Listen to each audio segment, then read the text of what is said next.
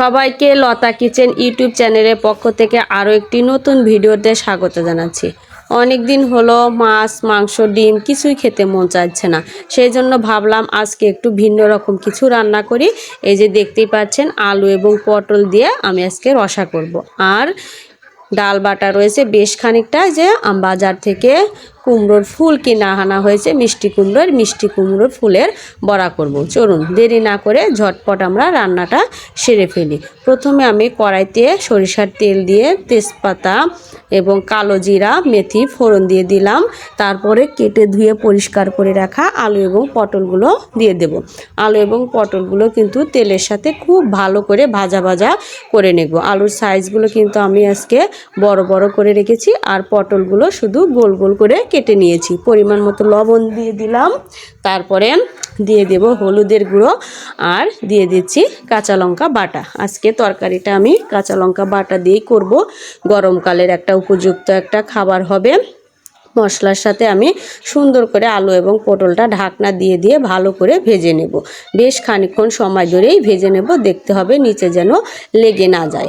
ততক্ষণ পর্যন্ত আমি ভেজে নিয়েছি। এই দেখুন খুব সুন্দরভাবে কিন্তু ভাজা ভাজা হয়ে গেছে, তেলটাও উপরে উঠে গেছে। ভাজা ভাজা হওয়ার পরে আমি পরিমাণ মতো ঝোলটা দিয়ে দেব।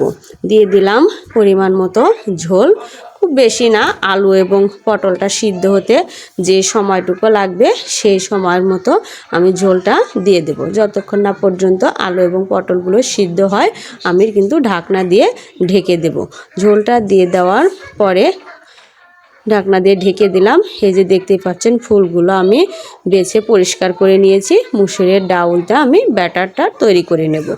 মসুরের ডাউলের মধ্যে দিয়ে দিলাম একটু আতপ চাউলের গুঁড়ো, দিয়ে সুন্দর করে লবণ হলুদ পরিমাণ মতো দিয়ে ব্যাটারটা তৈরি করে নিলাম। এদিকে আমার আলুগুলো সিদ্ধ হয়ে গেছে। বেটে রাখা গরম মশলাটা দিয়ে দেবো। গরম মশলাটা দিলে কিন্তু রসাটা খেতে বেশি ভালো লাগবে।